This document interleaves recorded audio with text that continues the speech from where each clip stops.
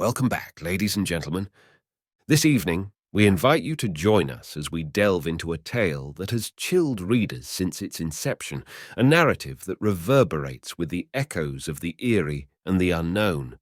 The Dunwich Horror, penned by the master of cosmic horror, H.P. Lovecraft, first terrorized the public's imagination when it appeared in the pages of Weird Tales in 1929. Set in the secluded, decaying rural village of Dunwich, Massachusetts, this story is a testament to Lovecraft's unparalleled ability to blend the pastoral with the paranormal. It is a world where eldritch entities breach the confines of reality, and where the whispers of ancient beings twist the fates of the Whately family and the hapless denizens of Dunwich. The Dunwich Horror is a cornerstone of Lovecraft's mythos, exploring themes of forbidden knowledge, non-human influences over mankind, and the thin veneer that separates the known from the unimaginable. As we recount the peculiar events surrounding Wilbur Whately's unsettling existence and the monstrous secrets held by his family, the story pulls us inexorably into the depths of dread and the supernatural. The Midnight Man, dedicated to bringing the quintessential elements of horror to the fore, finds a kindred spirit in Lovecraft's work. His stories are not just narratives. They are invitations to experience the creeping sense of doom that lies just beyond our comprehension. And the Dunwich Horror, with its implications of a universe far stranger and more terrifying than we dare admit, stands as a pillar of this chilling genre. If this foray into the abyss stirs the thrill-seeker in you, please like, share, and subscribe. Your engagement allows us to unearth more such tales from the cryptic beyond and share the horror and fascination they evoke.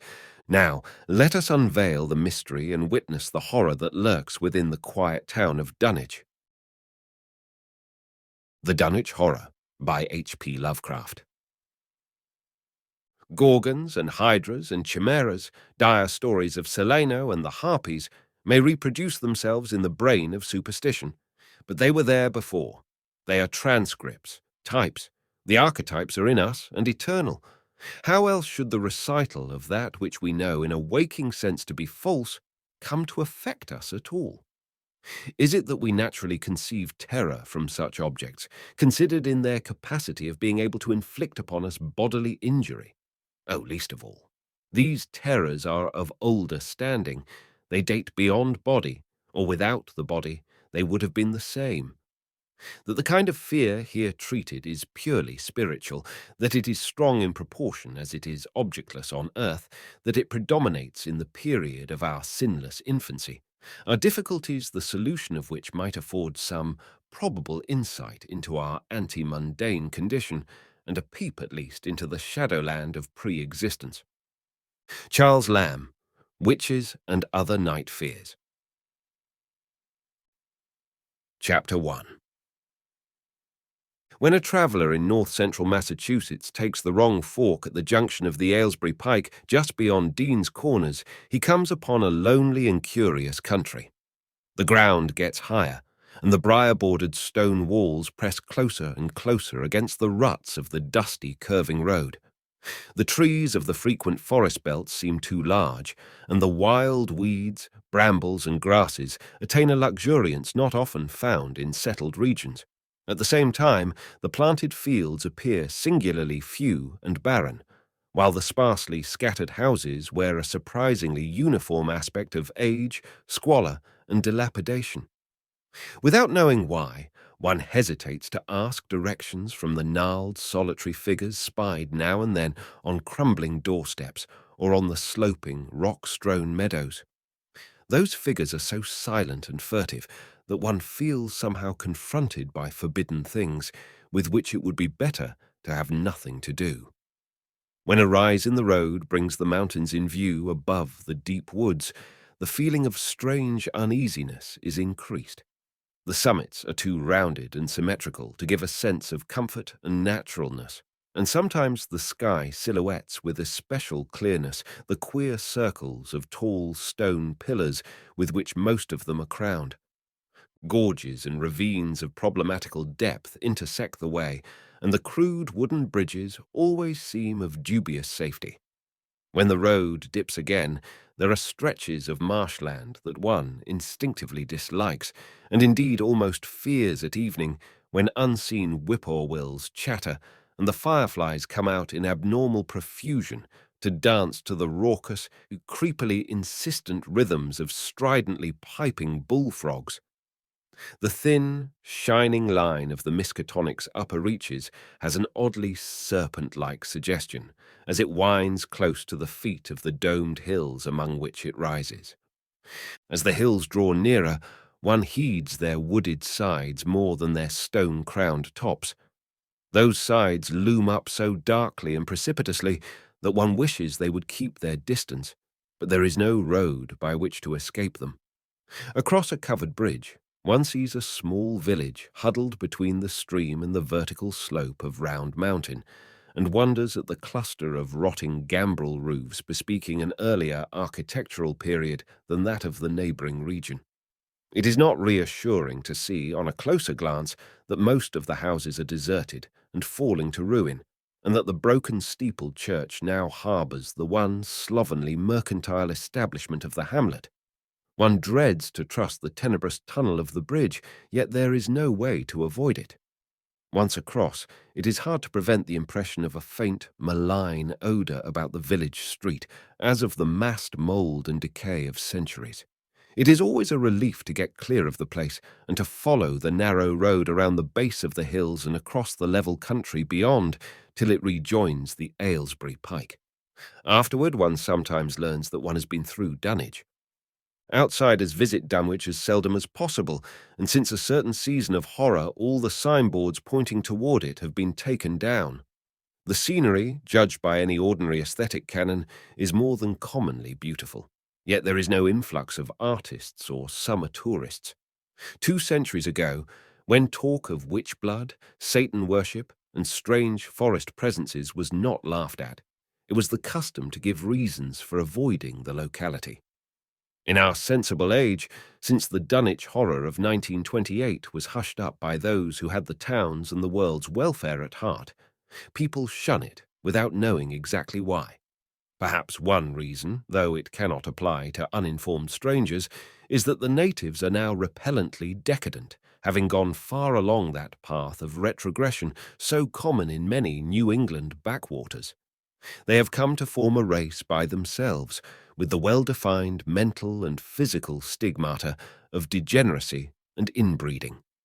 The average of their intelligence is woefully low, whilst their annals reek of overt viciousness and of half-hidden murders, incests, and deeds of almost unnameable violence and perversity.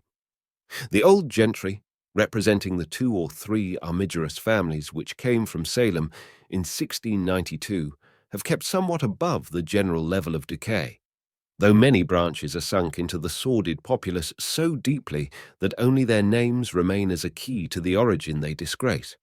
Some of the Whateleys and Bishops still send their eldest sons to Harvard and Miskatonic, though those sons seldom return to the mouldering gambrel roofs under which they and their ancestors were born. No one, even those who have the facts concerning the recent horror, can say just what is the matter with Dunwich, though old legends speak of unhallowed rites and conclaves of the Indians, amidst which they called forbidden shapes of shadow out of the great rounded hills, and made wild orgiastic prayers that were answered by loud crackings and rumblings from the ground below. In 1747, the Reverend Abijah Hoadley, newly come to the Congregational Church at Dunwich Village, preached a memorable sermon on the close presence of Satan and his imps, in which he said, "It must be allowed that these blasphemies of an infernal train of demons are matters of too common knowledge to be denied. The cursed voices of Azazel and Buzrael, of Beelzebub and Belial, being heard now from underground by above a score of credible witnesses now living.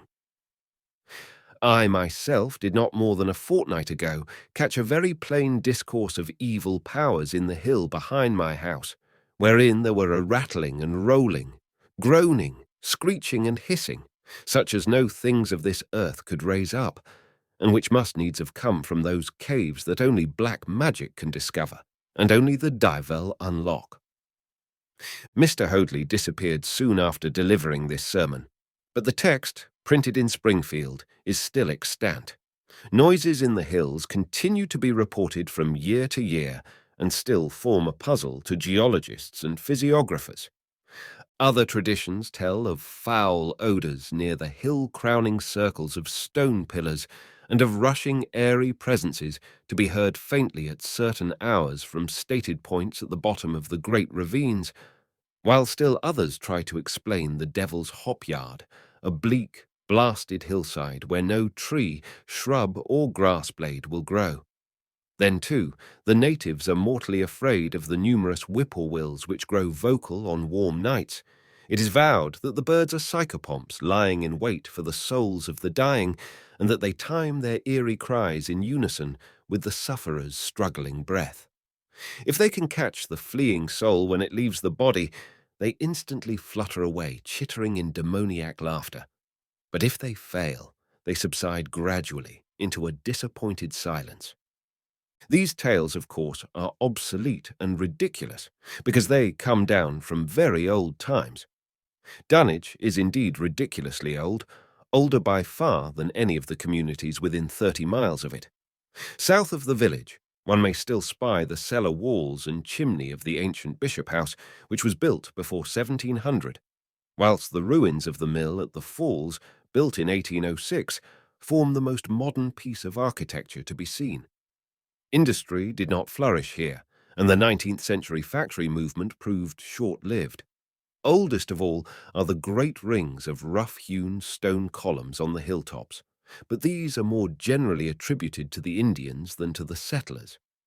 Deposits of skulls and bones, found within these circles and around the sizable table-like rock on Sentinel Hill, sustain the popular belief that such spots were once the burial places of the Pocumtucks, even though many ethnologists, disregarding the absurd improbability of such a theory, persist in believing the remains Caucasian.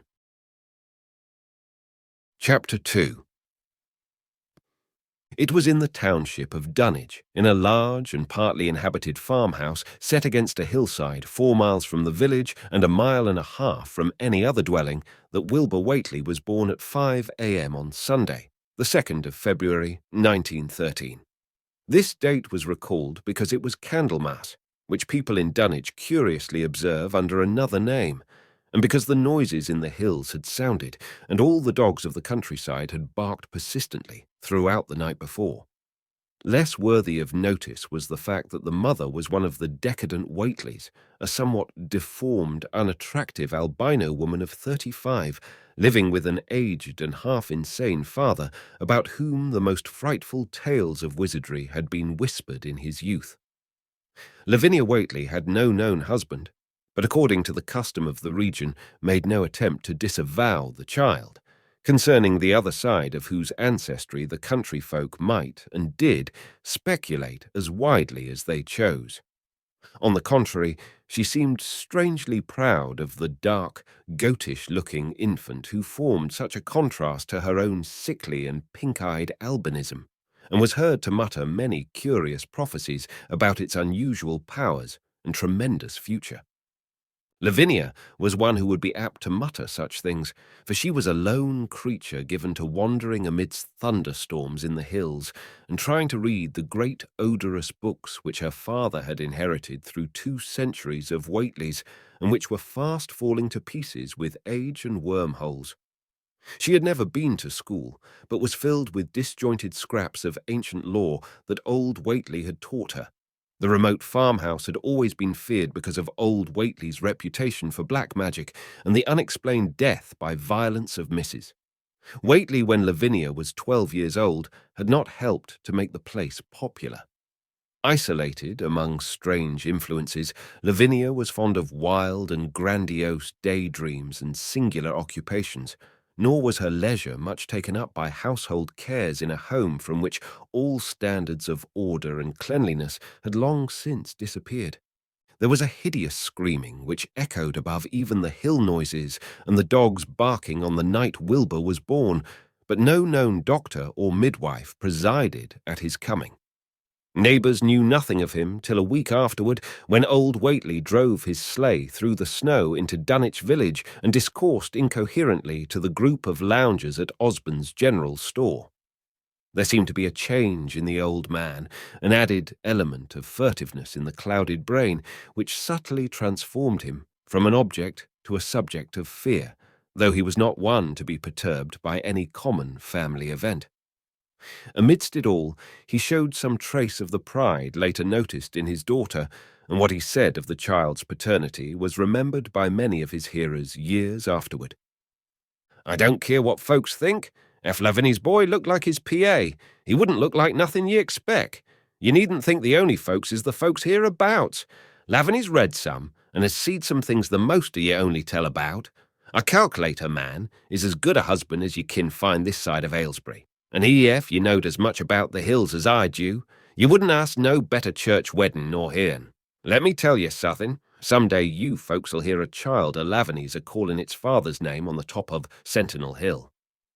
The only persons who saw Wilbur during the first month of his life were old Zechariah Whately, of the undecayed Whateleys, and Earl Sawyer's common-law wife, Mamie Bishop. Mamie's visit was frankly one of curiosity, and her subsequent tales did justice to her observations, but Zechariah came to lead a pair of Alderney cows, which old Whately had bought of his son Curtis. This marked the beginning of a course of cattle buying on the part of small Wilbur's family, which ended only in 1928, when the Dunwich Horror came and went. Yet at no time did the ramshackle Whately barn seem overcrowded with livestock. There came a period when people were curious enough to steal up and count the herd that grazed precariously on the steep hillside above the old farmhouse, and they could never find more than 10 or 12 anemic, bloodless-looking specimens.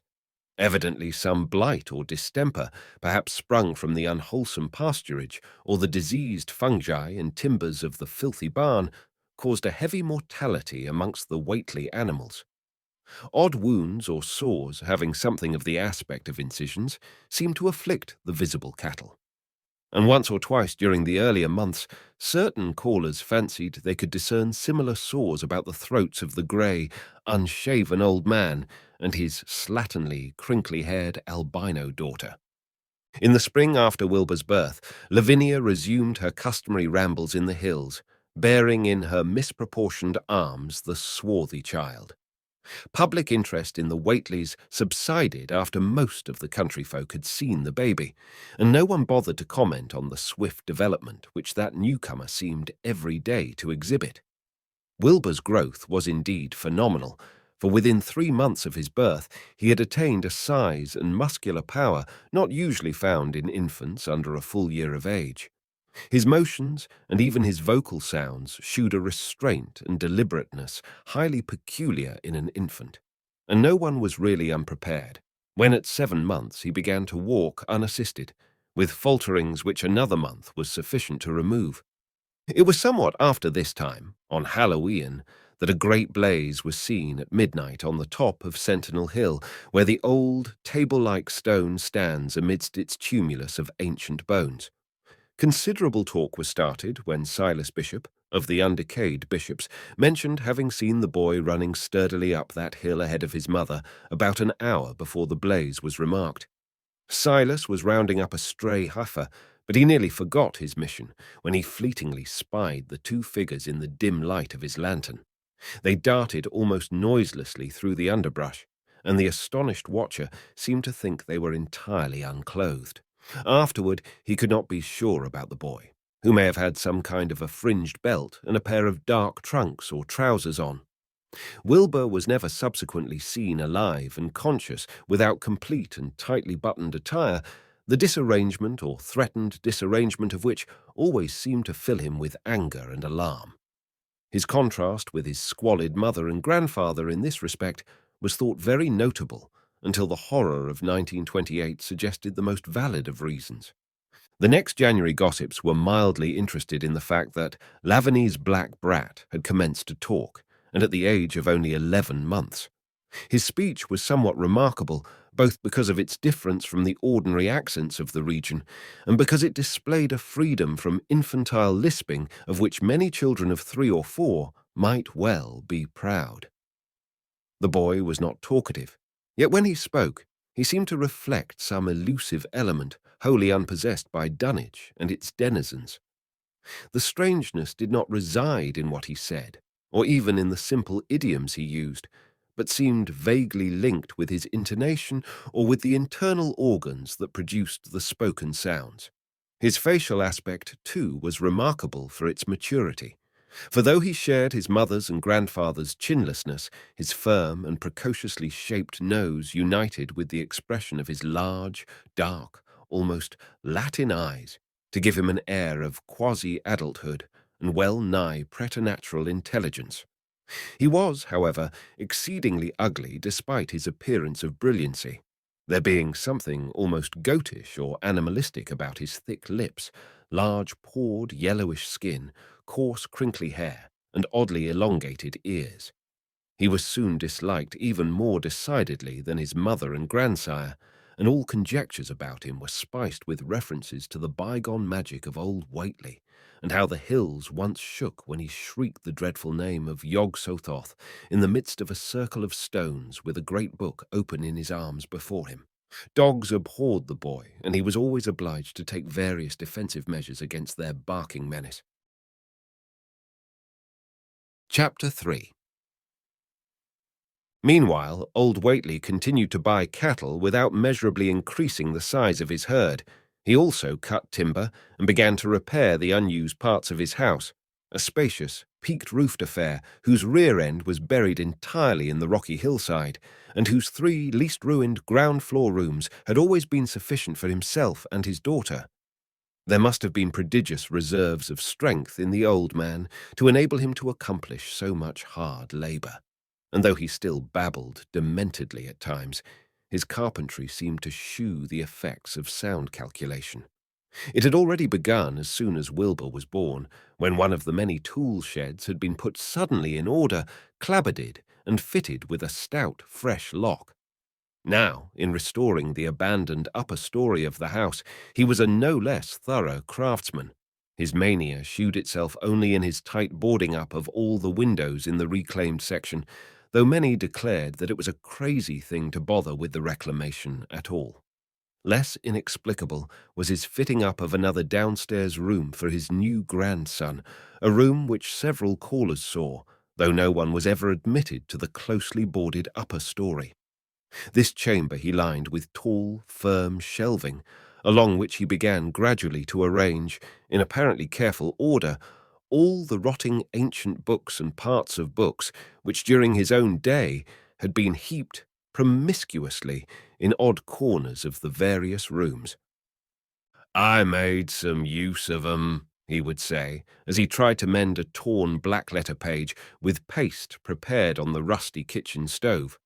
"But the boy's fittin' to make better use of 'em.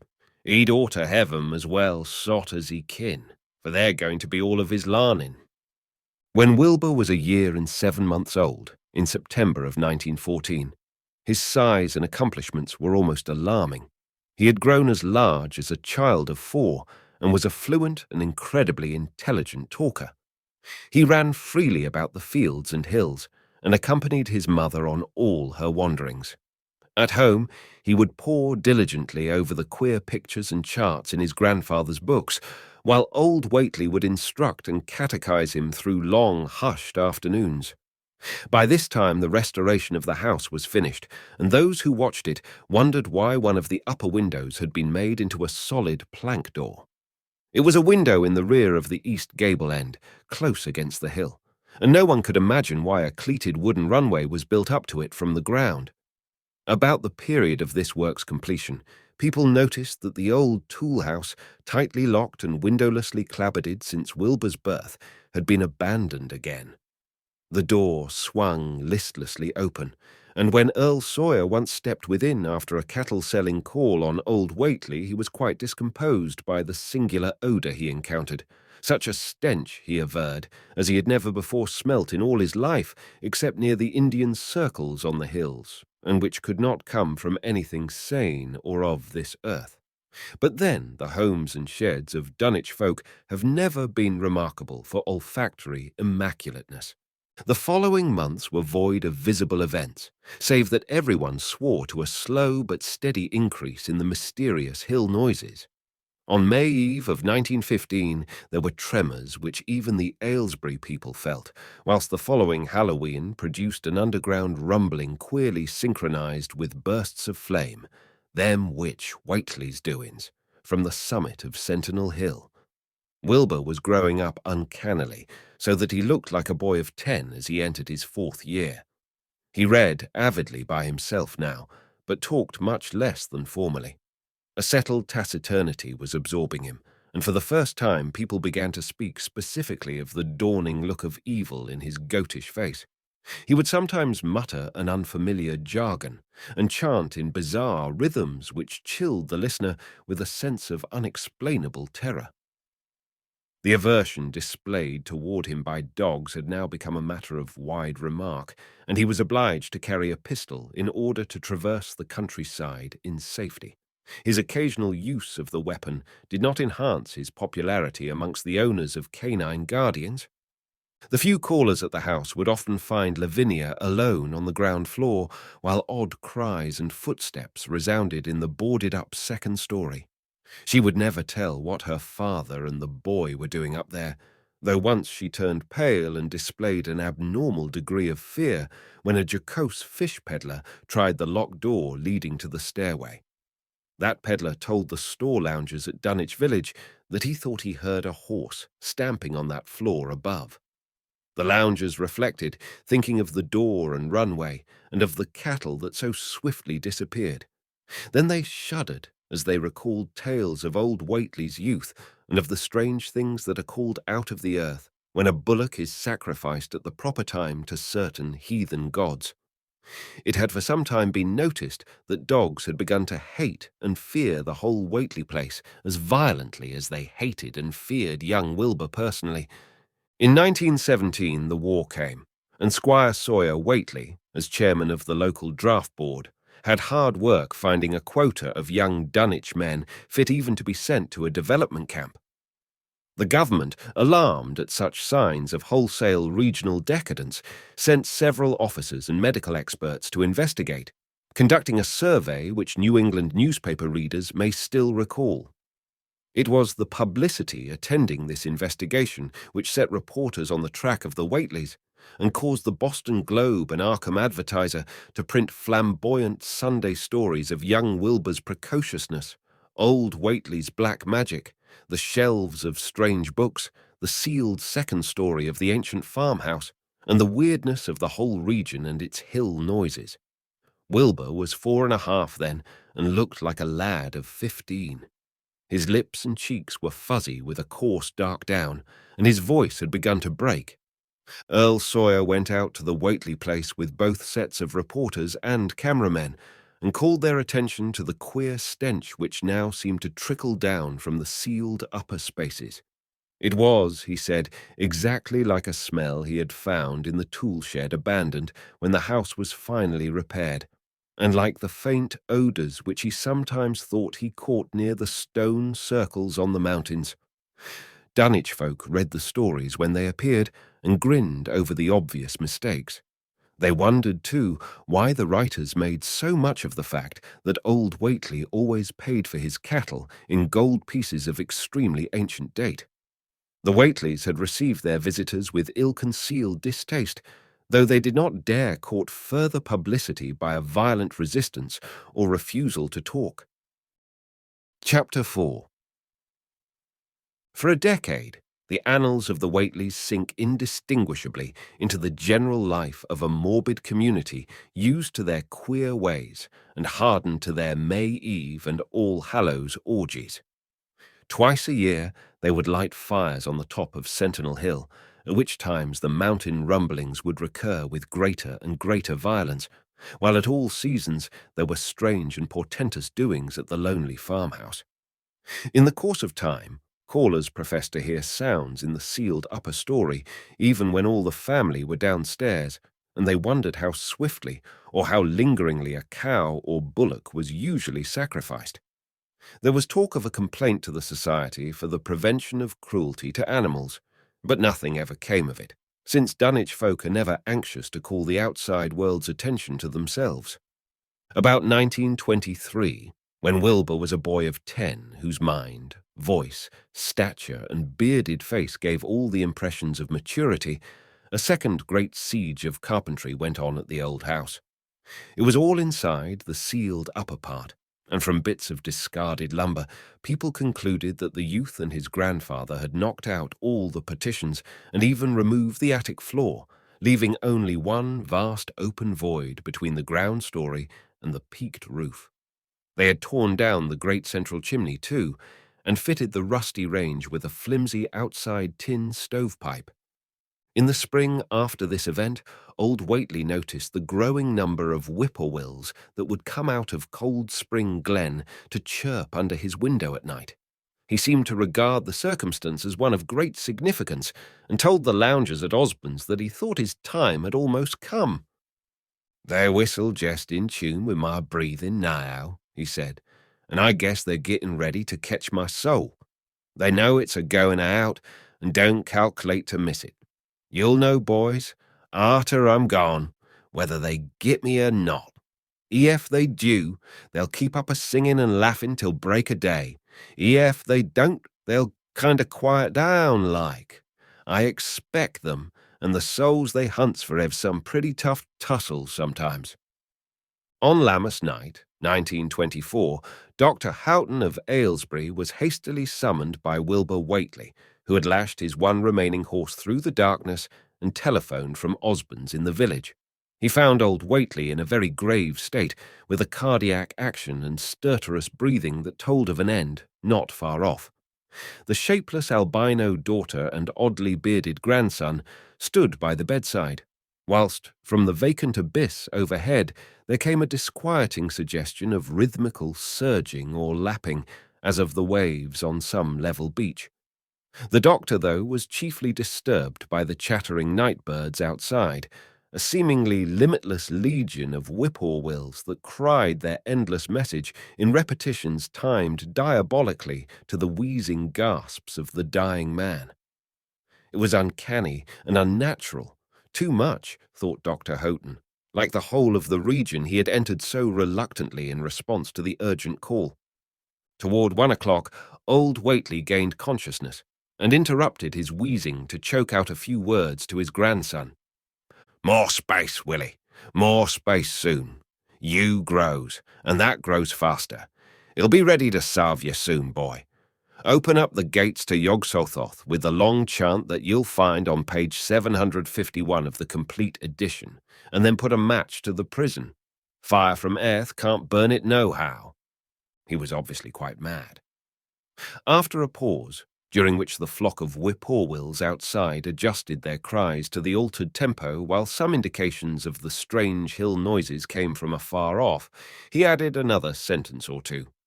"Feed it regular, Willie, and mind the quantity, but don't let it grow too fast for the place, for ef it busts quarters or gets out afore ye opens to Yog-Sothoth, it's all over and no use. Only them from beyond kin make it multiply and work. Only them, the old uns as wants to come back." But speech gave place to gasps again, and Lavinia screamed at the way the whippoorwills followed the change. It was the same for more than an hour when the final throaty rattle came. Dr. Houghton drew shrunken lids over the glazing grey eyes as the tumult of birds faded imperceptibly to silence. Lavinia sobbed, but Wilbur only chuckled whilst the hill noises rumbled faintly. "They didn't get him," he muttered in his heavy bass voice. Wilbur was by this time a scholar of really tremendous erudition in his one-sided way, and was quietly known by correspondence to many librarians in distant places where rare and forbidden books of old days are kept. He was more and more hated and dreaded around Dunwich because of certain youthful disappearances which suspicion laid vaguely at his door, but was always able to silence inquiry through fear or through use of that fund of old-time gold which still, as in his grandfather's time, went forth regularly and increasingly for cattle buying. He was now tremendously mature of aspect, and his height, having reached the normal adult limit, seemed inclined to wax beyond that figure. In 1925, when a scholarly correspondent from Miskatonic University called upon him one day and departed pale and puzzled, he was fully 6 3/4 feet tall. Through all the years, Wilbur had treated his half-deformed albino mother with a growing contempt, finally forbidding her to go to the hills with him on May Eve and Hallowmass, and in 1926 the poor creature complained to Mamie Bishop of being afraid of him. "There's more about him as I knows than I kin tell you, Mamie," she said, "and nowadays there's more nor what I know myself. I vow for God, I don't know what he wants nor what he's a-trying to do." That Halloween, the hill noises sounded louder than ever, and fire burned on Sentinel Hill as usual, but people paid more attention to the rhythmical screaming of vast flocks of unnaturally belated whippoorwills, which seemed to be assembled near the unlighted Whately farmhouse. After midnight, their shrill notes burst into a kind of pandemoniac cachinnation which filled all the countryside, and not until dawn did they finally quiet down. Then they vanished, hurrying southward where they were fully a month overdue. What this meant, no one could quite be certain till later. None of the country folk seemed to have died, but poor Lavinia Whately, the twisted albino, was never seen again. In the summer of 1927, Wilbur repaired 2 sheds in the farmyard and began moving his books and effects out to them. Soon afterward, Earl Sawyer told the loungers at Osborne's that more carpentry was going on in the Whately farmhouse. Wilbur was closing all the doors and windows on the ground floor and seemed to be taking out partitions as he and his grandfather had done upstairs 4 years before. He was living in one of the sheds, and Sawyer thought he seemed unusually worried and tremulous. People generally suspected him of knowing something about his mother's disappearance, and very few ever approached his neighborhood now. His height had increased to more than 7 feet and shewed no signs of ceasing its development. Chapter 5. The following winter brought an event no less strange than Wilbur's first trip outside the Dunwich region. Correspondence with the Widener Library at Harvard, the Bibliothèque Nationale in Paris, the British Museum, the University of Buenos Aires, and the library of Miskatonic University of Arkham had failed to get him the loan of a book he desperately wanted. So at length he set out in person, shabby, dirty, bearded, and uncouth of dialect, to consult the copy at Miskatonic, which was the nearest to him geographically. Almost 8 feet tall, and carrying a cheap new valise from Osborne's general store, this dark and goatish gargoyle appeared one day in Arkham in quest of the dreaded volume kept under lock and key at the college library, the hideous Necronomicon of the mad Arab Abdul al-Hazred in Olaus Wormius Latin version as printed in Spain in the 17th century. He had never seen a city before, but had no thought save to find his way to the university grounds, where indeed he passed heedlessly by the great white-fanged watchdog that barked with unnatural fury and enmity, and tugged frantically at its stout chain.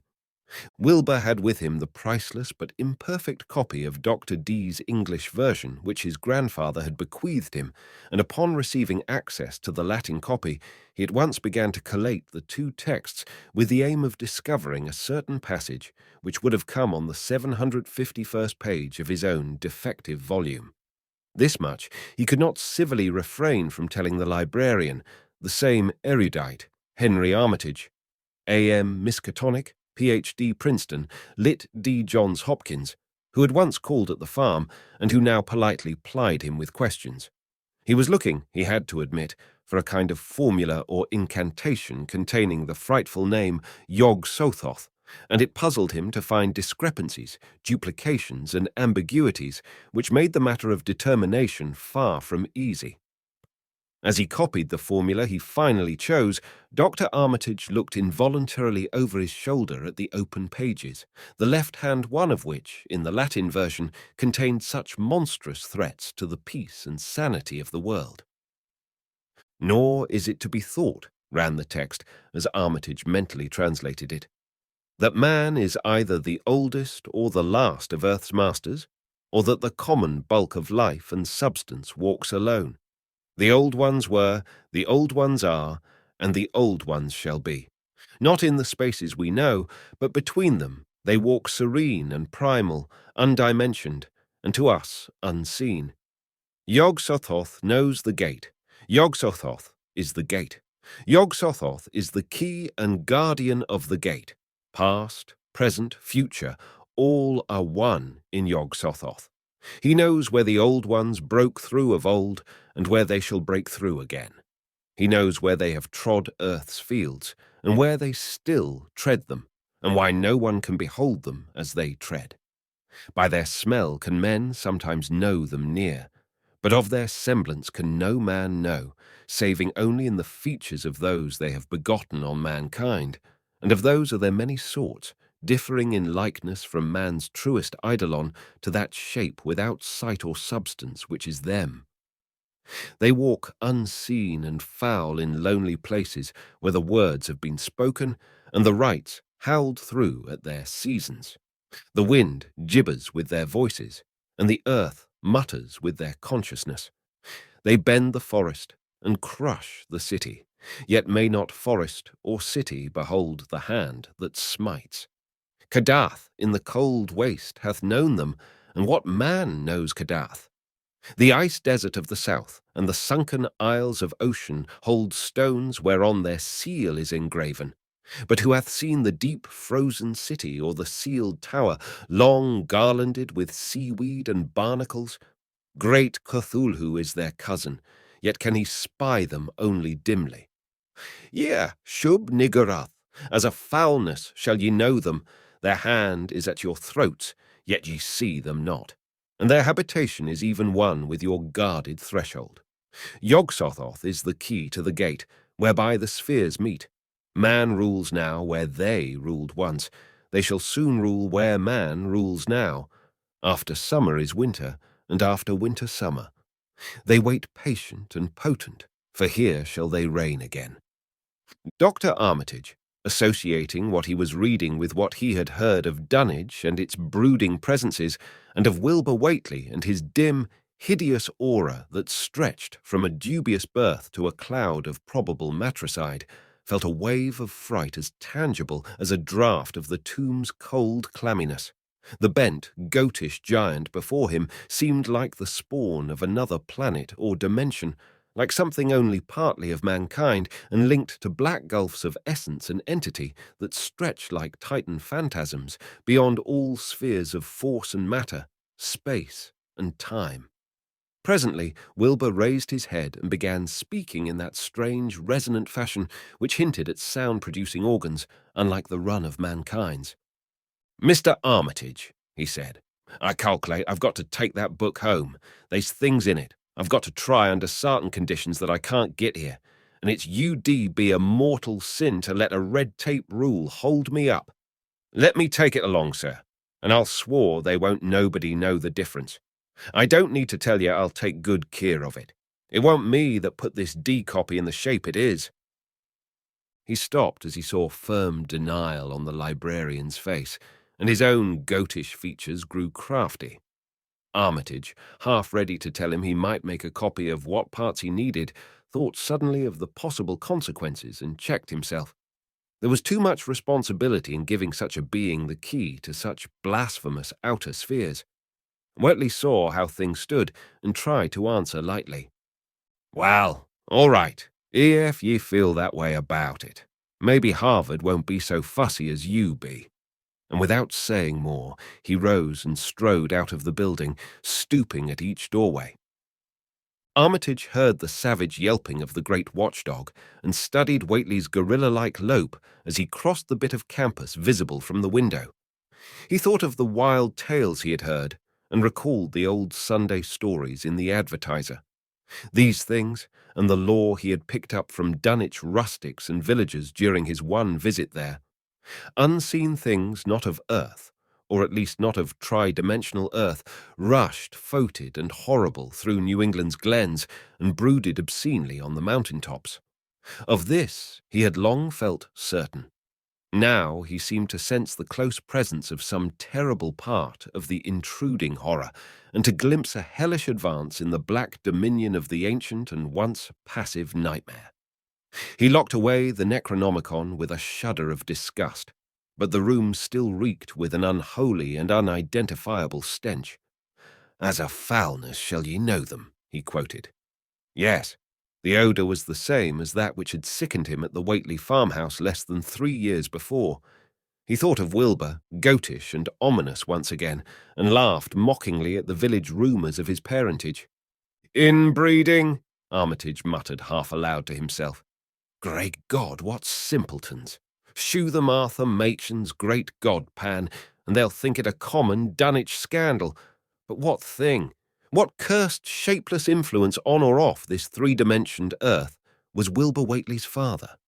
Born on Candlemas, 9 months after May Eve of 1912, when the talk about the queer earth noises reached clear to Arkham, what walked on the mountains that May night? What rudemus horror fastened itself on the world in half-human flesh and blood? During the ensuing weeks, Dr. Armitage set about to collect all possible data on Wilbur Whately and the formless presences around Dunwich. He got in communication with Dr. Houghton of Aylesbury, who had attended old Whately in his last illness and found much to ponder over in the grandfather's last words as quoted by the physician. A visit to Dunwich village failed to bring out much that was new, but a close survey of the Necronomicon, in those parts which Wilbur had sought so avidly, seemed to supply new and terrible clues to the nature, methods, and desires of the strange evil so vaguely threatening this planet. Talks with several students of archaic law in Boston and letters to many others elsewhere gave him a growing amazement which passed slowly through varied degrees of alarm to a state of really acute spiritual fear. As the summer drew on, he felt dimly that something ought to be done about the lurking terrors of the upper Miskatonic Valley and about the monstrous being known to the human world as Wilbur Whately. Chapter 6. The Dunwich Horror itself came between Lammers and the equinox in 1928, and Dr. Armitage was among those who witnessed its monstrous prologue. He had heard, meanwhile, of Whately's grotesque trip to Cambridge and of his frantic efforts to borrow or copy from the Necronomicon at the Widener Library. Those efforts had been in vain, since Armitage had issued warnings of the keenest intensity to all librarians having charge of the dreaded volume. Wilbur had been shockingly nervous at Cambridge, anxious for the book, yet almost equally anxious to get home again, as if he feared the results of being away long. Early in August, the half-expected outcome developed, and in the small hours of the 3D, Dr. Armitage was awakened suddenly by the wild, fierce cries of the savage watchdog on the college campus. Deep and terrible, the snarling, half-mad growls and barks continued, always in mounting volume, but with hideously significant pauses. Then there rang out a scream from a wholly different throat, such a scream as roused half the sleepers of Arkham and haunted their dreams ever afterward. Such a scream as could come from no being born of earth or wholly of earth. Armitage, hastening into some clothing and rushing across the street and lawn to the college buildings, saw that others were ahead of him and heard the echoes of a burglar alarm still shrilling from the library. An open window shewed black and gaping in the moonlight. What had come had indeed completed its entrance, for the barking and the screaming, now fast fading into a mixed low growling and moaning, proceeded unmistakably from within. Some instinct warned Armitage that what was taking place was not a thing for unfortified eyes to see, so he brushed back the crowd with authority as he unlocked the vestibule door.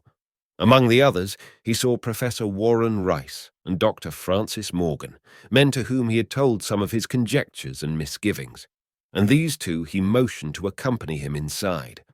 The inward sounds, except for a watchful, droning whine from the dog, had by this time quite subsided. But Armitage now perceived with a sudden start that a loud chorus of whippoorwills among the shrubbery had commenced a damnably rhythmical piping, as if in unison with the last breaths of a dying man. The building was full of a frightful stench, which Dr. Armitage knew too well, and the three men rushed across the hall to the small genealogical reading room whence the low whining came. For a second, nobody dared to turn on the light. Then Armitage summoned up his courage and snapped the switch. One of the three, it is not certain which, shrieked aloud at what sprawled before them among disordered tables and overturned chairs. Professor Rice declares that he wholly lost consciousness for an instant, though he did not stumble or fall.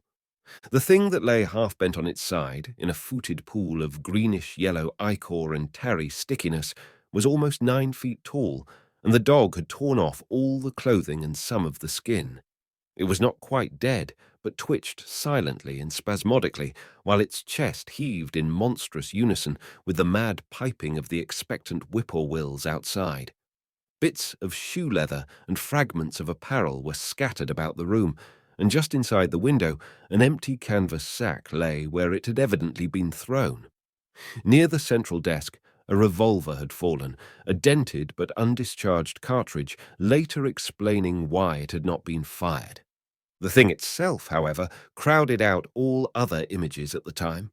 It would be trite, and not wholly accurate to say that no human pen could describe it, but one may properly say that it could not be vividly visualized by anyone whose ideas of aspect and contour are too closely bound up with the common life forms of this planet and of the 3 known dimensions.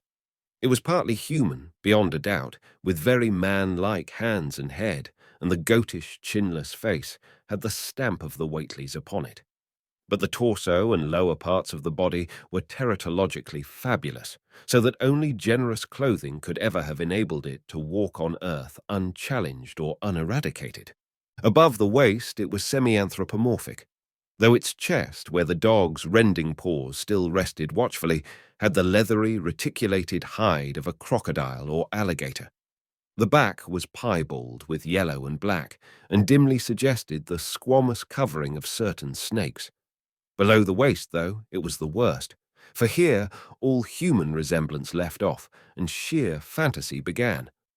The skin was thickly covered with coarse black fur, and from the abdomen a score of long greenish-grey tentacles with red, sucking mouths protruded limply.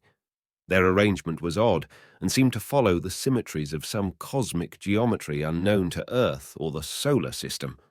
On each of the hips, deep-set in a kind of pinkish, ciliated orbit, was what seemed to be a rudimentary eye, whilst, in lieu of a tail, there depended a kind of trunk or feeler with purple annular markings, and with many evidences of being an undeveloped mouth or throat.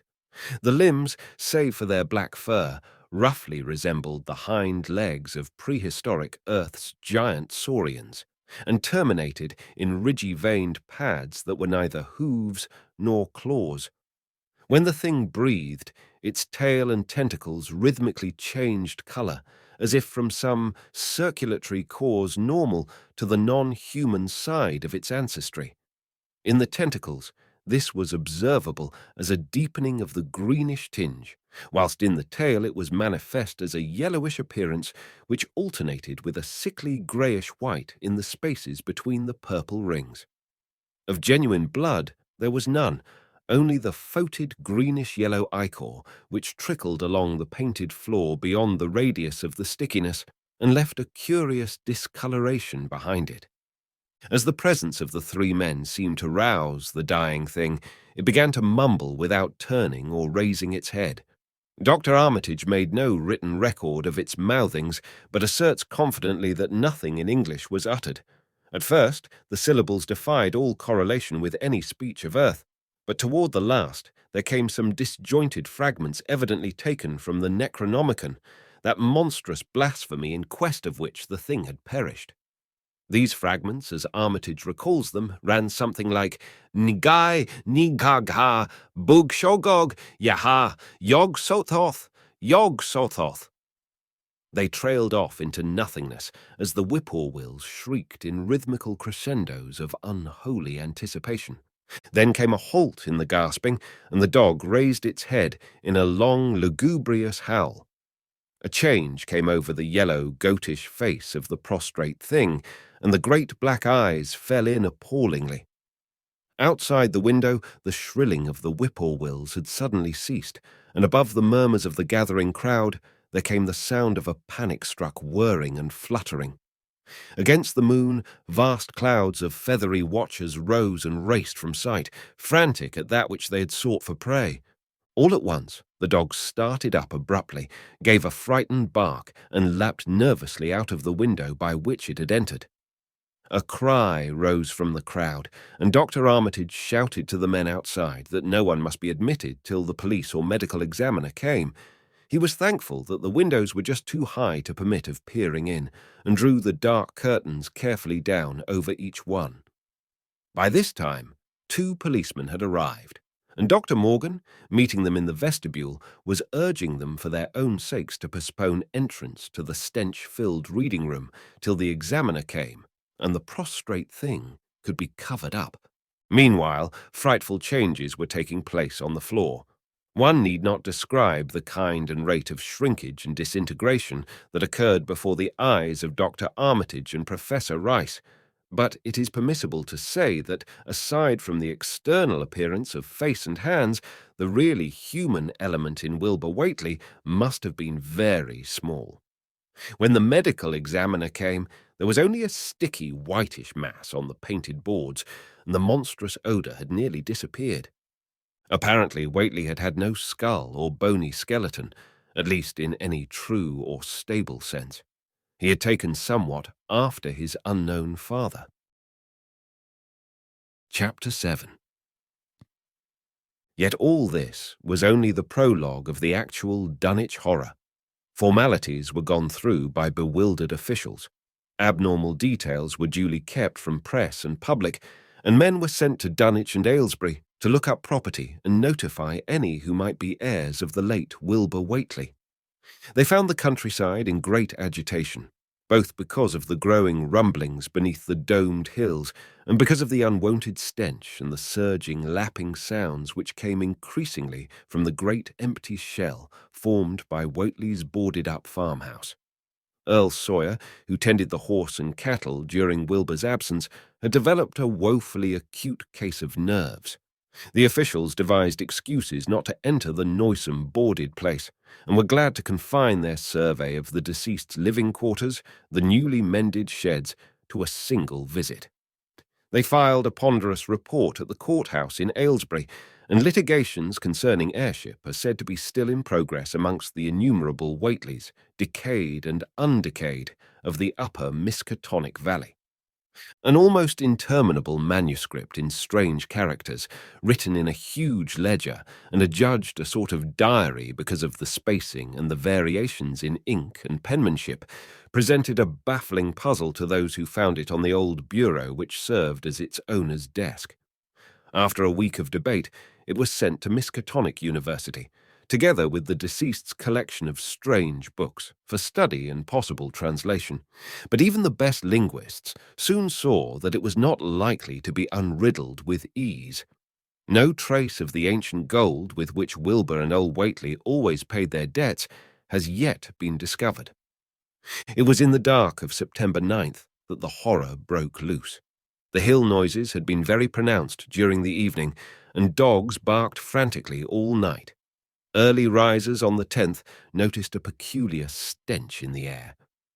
About 7 o'clock, Luther Brown, the hired boy at George Corey's, between Cold Spring Glen and the village, rushed frenziedly back from his morning trip to 10-acre Meadow with the cows. He was almost convulsed with fright as he stumbled into the kitchen, and in the yard outside the no less frightened herd were pawing and lowing pitifully, having followed the boy back in the panic they shared with him. Between gasps, Luther tried to stammer out his tale to Mrs. Corey. "Up there in the rud beyond the glen, Miss Corey. There's suthin' ben there. It smells like thunder, and all the bushes and little trees is pushed back from the rud like they'd a house been moved along of it. And that ain't the worst, nother. There's prints in the ruddy, Miss Corey, great round prints as big as barrel-heads, all sunk down deep like a elephant had been along, only they's a sight more nor 4 feet could make. I looked at 1 or 2 afore I run, and I see everyone was covered with lines spreading out from one place, like as if big palm-leaf fans, twict or 3 times as big as any they is, Head of Ben pounded down into the rud, and the smell was awful, like what it is around Wizard Whately's old house. Here he faltered and seemed to shiver afresh with the fright that had sent him flying home. Mrs. Corey, unable to extract more information, began telephoning the neighbours, thus starting on its rounds the overture of panic that heralded the major terrors. When she got Sally Sawyer, housekeeper at Seth Bishop's, the nearest place to Whately's, it became her turn to listen instead of transmit. For Sally's boy Chauncey, who slept poorly, had been up on the hill toward Whately's and had dashed back in terror after one look at the place, and at the pasturage where Mr. Bishop's cows had been left out all night. "Yes, Miss Corey," came Sally's tremulous voice over the party wire. "Chauncey, he just come back a-posting and couldn't half talk for being scared. He says old Whately's house is all blowed up, with the timbers scattered round like they'd been dynamite inside. Only the bottom floor ain't through, but is all covered with a kind of tar-like stuff that smells awful and drips down off in the ages onto the ground where the side timbers is blown away. And there's awful kind of marks in the yard, great round marks bigger round than a hogshead, and all sticky with stuff like is on the blowed-up house. Chauncey, he says they leads off into the meadows, where a great swath wider'n a barn is matted down, and all the stone walls tumbled every which way wherever it goes. And he says he, Miss Corey, as how he sought to look for Seth's cows, frighted easy he was, and found 'em in the upper pasture nigh the devil's hop yard in an awful shape. Half on 'em's clean gone, and nigh half o' them that's left is soaked most dry o' blood, with sores on 'em like they's been on Whately's cattle ever since Lavaney's black brat was born. Seth, he's gone out and all to look at 'em, though I'll vow he won't care to git very nigh Wizard Whately's." Chauncey didn't look careful to see where the big matted-down swath led arter it left the pasturage, but he says he thinks it pinted towards the Glenrud to the village. "I tell you, Miss Corey, they's soothin' abroad as hadn't ought to be abroad, and I for one think that Black Wilbur Whately has come to the bad end he deserved is at the bottom of the breeding of it. He warn't all human hisself, I allus says to everybody, and I think he and old Whately must have raised suthin' in that there nailed-up house as ain't even so human as he was. There's allus been unseen things around Dunwich, living things, as ain't human and ain't good for human folks.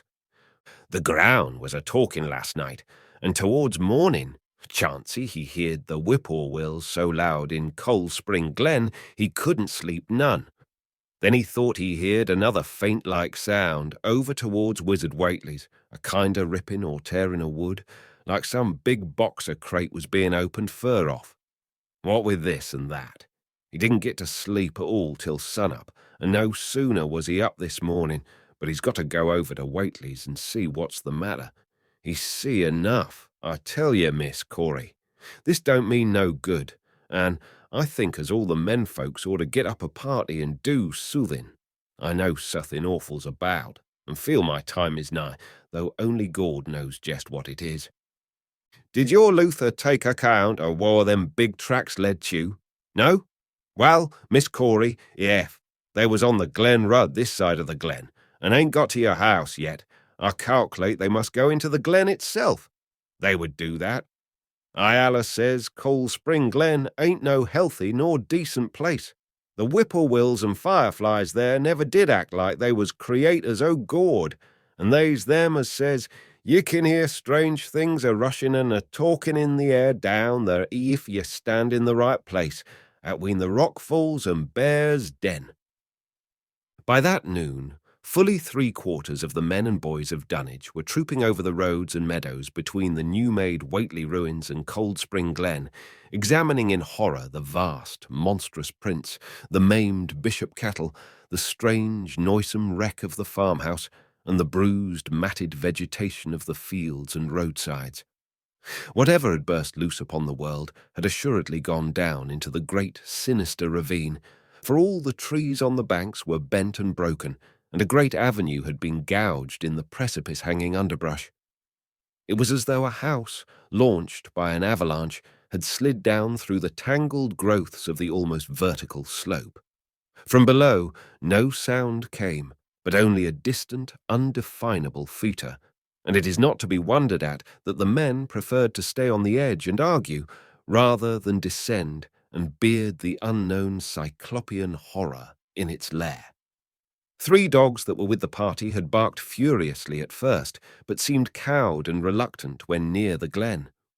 Someone telephoned the news to the Aylesbury Transcript, but the editor, accustomed to wild tales from Dunwich, did no more than concoct a humorous paragraph about it, an item soon afterward reproduced by the Associated Press. That night, everyone went home, and every house and barn was barricaded as stoutly as possible. Needless to say, no cattle were allowed to remain in open pasturage. About 2 in the morning, a frightful stench and the savage barking of the dogs awakened the household at Elmer Fry's on the eastern edge of Cold Spring Glen, and all agreed that they could hear a sort of muffled swishing or lapping sound from somewhere outside. Mrs. Fry proposed telephoning the neighbours, and Elmer was about to agree when the noise of splintering wood burst in upon their deliberations. It came, apparently, from the barn, and was quickly followed by a hideous screaming and stamping amongst the cattle. The dogs slavered and crouched close to the feet of the fear-numbed family. Fry lit a lantern through force of habit, but knew it would be death to go out into that black farmyard. The children and the womenfolk whimpered, kept from screaming by some obscure vestigial instinct of defence which told them their lives depended on silence. At last, the noise of the cattle subsided to a pitiful moaning, and a great snapping, crashing, and crackling ensued. The Frys, huddled together in the sitting-room, did not dare to move until the last echoes died away far down in Cold Spring Glen. Then, amidst the dismal moans from the stable and the demoniac piping of late whippoorwills in the glen, Selina Fry tottered to the telephone and spread what news she could of the second phase of the horror. The next day, all the countryside was in a panic, and cowed, uncommunicative groups came and went where the fiendish thing had occurred. 2 titan swaths of destruction stretched from the glen to the Fry farmyard. Monstrous prints covered the bare patches of ground, and one side of the old red barn had completely caved in. Of the cattle, only a quarter could be found and identified. Some of these were in curious fragments, and all that survived had to be shot. Earl Sawyer suggested that help be asked from Aylesbury or Arcane, but others maintained it would be of no use. Old Zebulon Whately, of a branch that hovered about halfway between soundness and decadence, made darkly wild suggestions about rites that ought to be practiced on the hilltops. He came of a line where tradition ran strong, and his memories of chantings in the great stone circles were not altogether connected with Wilbur and his grandfather. Darkness fell upon a stricken countryside, too passive to organize for real defense. In a few cases, closely related families would band together and watch in the gloom under one roof. But in general, there was only a repetition of the barricading of the night before, and a futile, ineffective gesture of loading muskets and setting pitchforks handily about. Nothing, however, occurred except some hill noises, and when the day came, there were many who hoped that the new horror had gone as swiftly as it had come. There were even bold souls who proposed an offensive expedition down in the glen, though they did not venture to set an actual example to the still reluctant majority. When night came again, the barricading was repeated, though there was less huddling together of families. In the morning, both the Fry and the Seth Bishop households reported excitement among the dogs and vague sounds and stenches from afar, while early explorers noted with horror a fresh set of the monstrous tracks in the road skirting Sentinel Hill. As before, the sides of the road shewed a bruising indicative of the blasphemously stupendous bulk of the horror, whilst the conformation of the tracks seemed to argue a passage in 2 directions, as if the moving mountain had come from Cold Spring Glen and returned to it along the same path. At the base of the hill, a 30-foot swath of crushed shrubbery saplings led steeply upward, and the seekers gasped when they saw that even the most perpendicular places did not deflect the inexorable trail. Whatever the horror was, it could scale a sheer stony cliff of almost complete verticality, and as the investigators climbed around to the hill's summit by safer routes, they saw that the trail ended, or rather, reversed, there. It was here that the Whateleys used to build their hellish fires and chant their hellish rituals by the table-like stone on May Eve and Hallowmass. Now that very stone formed the centre of a vast space, thrashed around by the mountainous horror, whilst upon its slightly concave surface was a thick and footed deposit of the same tarry stickiness observed on the floor of the ruined Whateley farmhouse when the horror escaped. Men looked at one another and muttered. Then they looked down the hill. Apparently the horror had descended by a route much the same as that of its ascent. To speculate was futile. Reason, logic, and normal ideas of motivation stood confounded. Only old Zebulon, who was not with the group, could have done justice to the situation or suggested a plausible explanation. Thursday night began much like the others, but it ended less happily. The whippoorwills in the glen had screamed with such unusual persistence that many could not sleep, and about 3 a.m. all the party telephones rang tremulously. Those who took down their receivers heard a fright-mad voice shriek out, "Help! Oh my God!" And some thought a crashing sound followed the breaking off of the exclamation. There was nothing more. No one dared do anything, and no one knew till morning whence the call came. Then those who had heard it called everyone on the line, and found that only the Frys did not reply. The truth appeared an hour later, when a hastily assembled group of armed men trudged out to the Fry place at the head of the glen.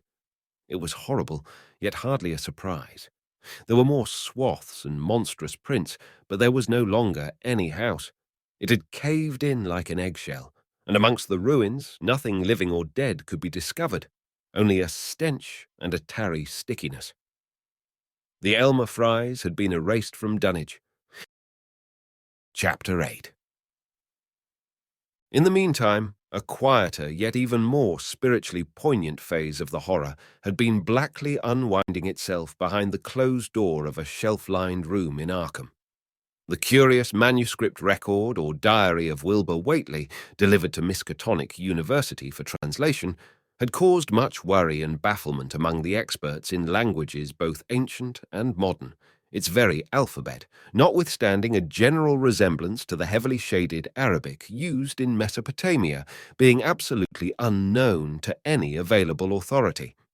The final conclusion of the linguists was that the text represented an artificial alphabet, giving the effect of a cipher. Though none of the usual methods of cryptographic solution seemed to furnish any clue, even when applied on the basis of every tongue the writer might conceivably have used.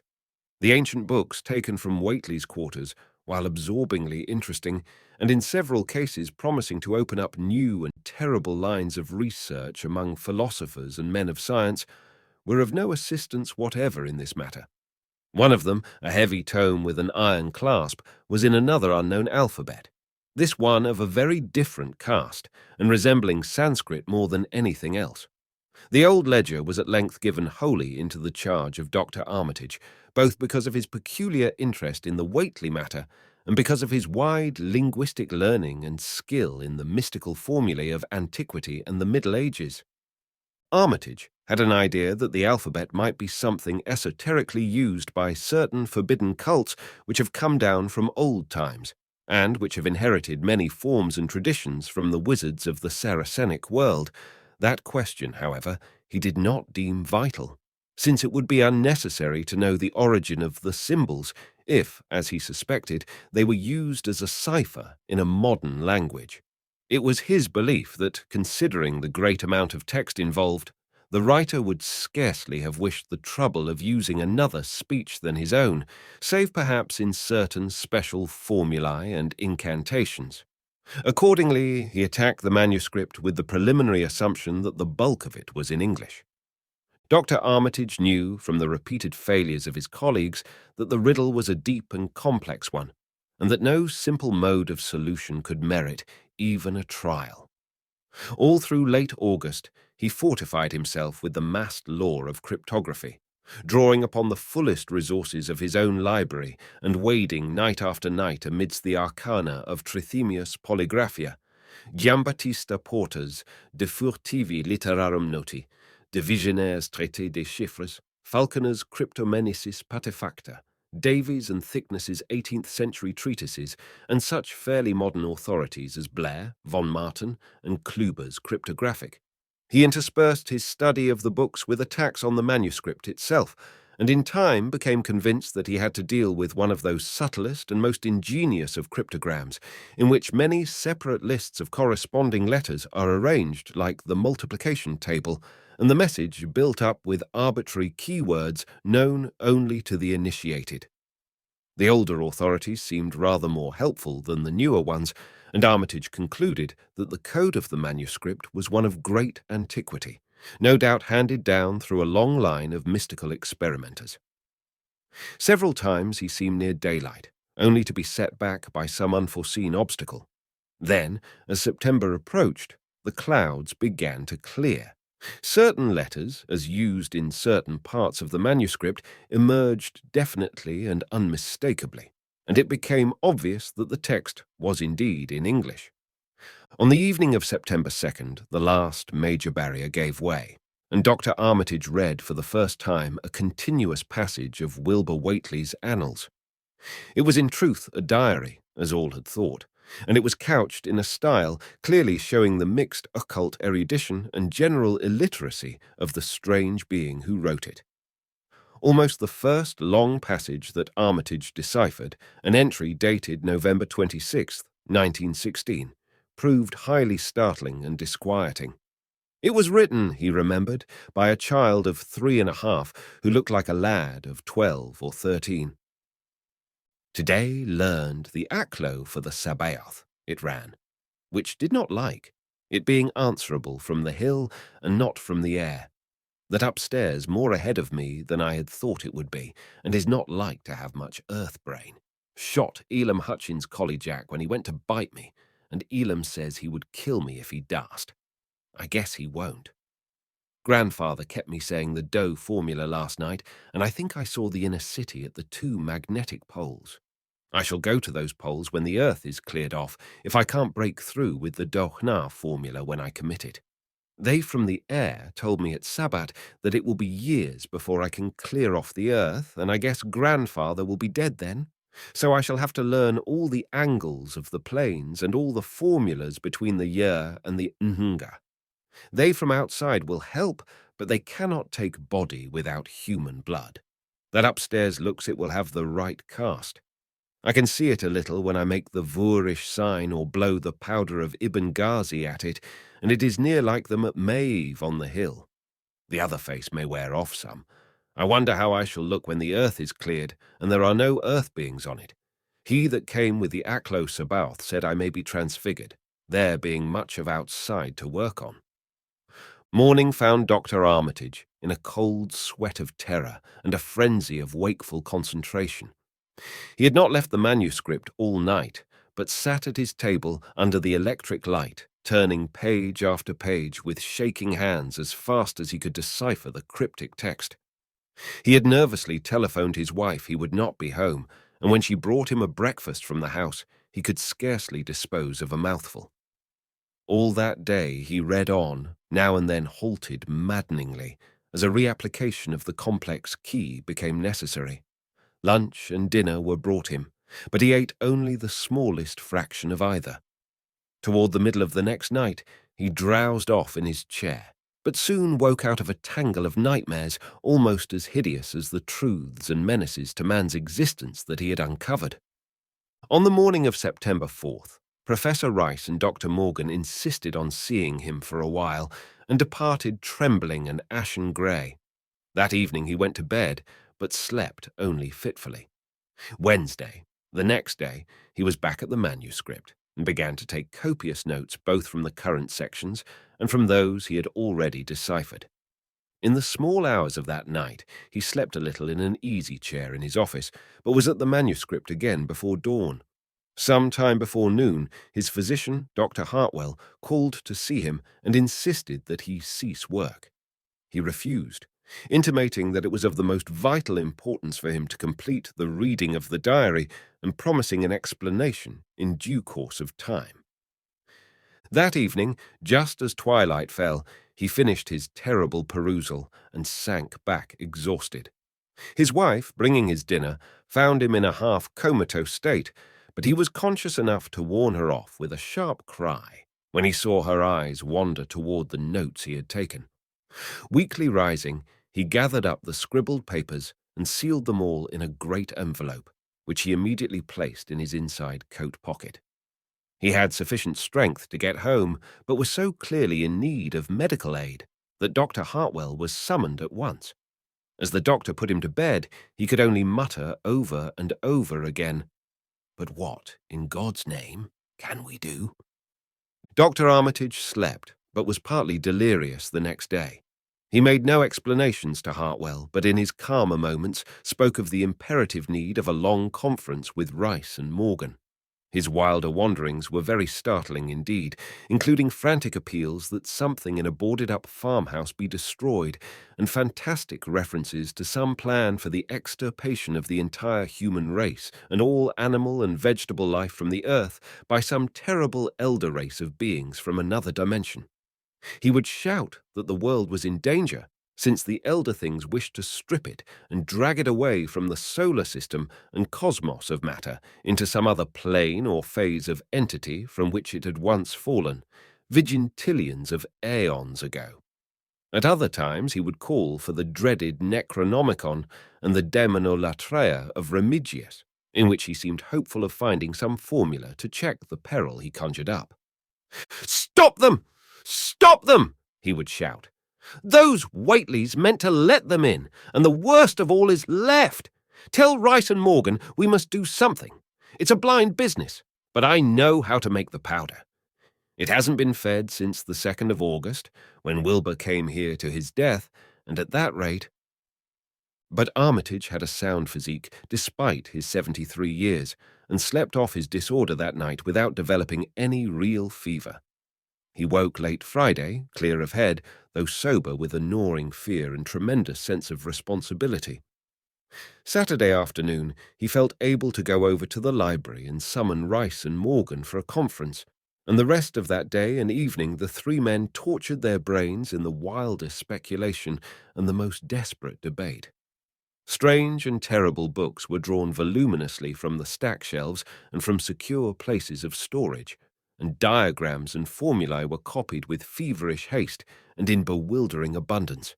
Of skepticism there was none. All three had seen the body of Wilbur Whateley as it lay on the floor in a room of that very building, and after that not one of them could feel even slightly inclined to treat the diary as a madman's raving. Opinions were divided as to notifying the Massachusetts State Police, and the negative finally won. There were things involved which simply could not be believed by those who had not seen a sample, as indeed was made clear during certain subsequent investigations. Late at night, the conference disbanded without having developed a definite plan, but all day Sunday Armitage was busy comparing formulae and mixing chemicals obtained from the college laboratory. The more he reflected on the hellish diary, the more he was inclined to doubt the efficacy of any material agent in stamping out the entity which Wilbur Whateley had left behind him, the earth-threatening entity which, unknown to him, was to burst forth in a few hours and become the memorable Dunwich Horror. Monday was a repetition of Sunday with Dr. Armitage, for the task in hand required an infinity of research and experiment. Further consultations of the monstrous diary brought about various changes of plan, and he knew that even in the end a large amount of uncertainty must remain. By Tuesday he had a definite line of action mapped out and believed he would try a trip to Dunwich within a week. Then, on Wednesday, the great shock came. Tucked obscurely away in a corner of the Arkham Advertiser was a facetious little item from the Associated Press telling what a record-breaking monster the bootleg whiskey of Dunwich had raised up. Armitage, half stunned, could only telephone for Rice and Morgan. Far into the night they discussed, and the next day was a whirlwind of preparation on the part of them all. Armitage knew he would be meddling with terrible powers, yet saw that there was no other way to annul the deeper and more malign meddling which others had done before him. Chapter 9. Friday morning Armitage, Rice and Morgan set out by motor for Dunwich, arriving at the village about 1 in the afternoon. The day was pleasant, but even in the brightest sunlight, a kind of quiet dread and portent seemed to hover about the strangely domed hills and the deep, shadowy ravines of the stricken region.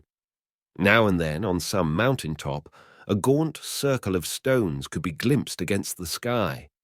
From the air of hushed fright at Osborne's store, they knew something hideous had happened, and soon learned of the annihilation of the Elmer Fry house and family. Throughout that afternoon, they rode around Dunwich, questioning the natives concerning all that had occurred, and seeing for themselves with rising pangs of horror the drear Fry ruins with their lingering traces of the tarry stickiness, the blasphemous tracks in the Fry yard, the wounded Seth Bishop cattle, and the enormous swaths of disturbed vegetation in various places. The trail up and down Sentinel Hill seemed to Armitage of almost cataclysmic significance, and he looked long at the sinister altar-like stone on the summit. At length, the visitors, apprised of a party of state police which had come from Aylesbury that morning in response to the first telephone reports of the Fry tragedy, decided to seek out the officers and compare notes as far as practicable. This, however, they found more easily planned than performed, since no sign of the party could be found in any direction. There had been 5 of them in a car, but now the car stood empty near the ruins in the Fry yard. The natives, all of whom had talked with the policeman, seemed at first as perplexed as Armitage and his companions. Then old Sam Hutchins thought of something and turned pale, nudging Fred Farr and pointing to the dank, deep hollow that yawned close by. "God," he gasped. "I telled 'em not to go down into the glen, and I never thought nobody'd do it with them tracks, and that smell and the whippoorwills a screeching down there in the dark o' noonday." A cold shudder ran through natives and visitors alike, and every ear seemed strained in a kind of instinctive, unconscious listening. Armitage, now that he had actually come upon the horror and its monstrous work, trembled with the responsibility he felt to be his. Night would soon fall, and it was then that the mountainous blasphemy lumbered upon its eldritch course. Negotium perambulans in tenebris. The old librarian rehearsed the formulae he had memorized and clutched the paper containing the alternative one he had not memorized. He saw that his electric flashlight was in working order. Rice, beside him, took from a valise a metal sprayer of the sort used in combating insects, whilst Morgan uncased the big-game rifle on which he relied, despite his colleagues' warnings that no material weapon would be of help. Armitage, having read the hideous diary, knew painfully well what kind of a manifestation to expect, but he did not add to the fright of the Dunwich people by giving any hints or clues. He hoped that it might be conquered without any revelation to the world of the monstrous thing it had escaped. As the shadows gathered, the natives commenced to disperse homeward, anxious to bar themselves indoors despite the present evidence that all human locks and bolts were useless before a force that could bend trees and crush houses when it chose. They shook their heads at the visitors' plan to stand guard at the Fry ruins near the glen, and as they left, had little expectancy of ever seeing the watchers again. There were rumblings under the hills that night, and the whippoorwills piped threateningly. Once in a while, a wind, sweeping up out of Cold Spring Glen, would bring a touch of ineffable feuilletor to the heavy night air, such a feuilletor as all 3 of the watchers had smelled once before, when they stood above a dying thing that had passed for 15 years and a half as a human being. But the looked-for terror did not appear. Whatever was down there in the glen was biding its time, and Armitage told his colleagues it would be suicidal to try to attack it in the dark. Morning came wanly, and the night sounds ceased. It was a grey, bleak day, with now and then a drizzle of rain, and heavier clouds seemed to be piling themselves up beyond the hills to the northwest. The men from Arkham were undecided what to do. Seeking shelter from the increasing rainfall beneath one of the few undestroyed Fry outbuildings, they debated the wisdom of waiting or of taking the aggressive and going down into the glen in quest of their nameless, monstrous quarry. The downpour waxed in heaviness, and distant peals of thunder sounded from far horizons. Sheet lightning shimmered, and then a forky bolt flashed near at hand, as if descending into the accursed glen itself. The sky grew very dark, and the watchers hoped that the storm would prove a short, sharp one followed by clear weather. It was still gruesomely dark when, not much over an hour later, a confused babel of voices sounded down the road. Another moment brought to view a frightened group of more than a dozen men, running, shouting, and even whimpering hysterically. Someone in the lead began sobbing out words, and the Arkham men started violently when those words developed a coherent form. "Oh, my God," the voice choked out. "It's a-going again, and this time by day. It's a-out, and a-moving this very minute, and only the Lord knows when it'll be on us all." The speaker panted into silence, but another took up his message. "Nigh on a hour ago, Zeb Whately here heard the phone a-ringing, and it was Miss Corey, George's wife, that lives down by the junction. She says the hired boy Luther was out driving in the cows from the Stormar to the Big Bolt when he see all the trees a-bending at the mouth of the glen, opposite side to this, and smelt the same awful smell like he smelt when he found the big tracks last Monday morning. And he says there was a swishing, lapping sound, more nor what the bending trees and bushes could make. And all on a sudden the trees along the rud begun to get pushed one side, and there was a awful stomping and splashing in the mud. But mind you, Luther, he didn't see nothing at all, only just the bending trees and underbrush. Then fur ahead, where Bishop's Brook goes under the rud, he heard a awful creaking and straining on the bridge, and says he could tell the sound of wood a-starting to crack and split. And all the whiles he never see a thing, only them trees and bushes a-bending.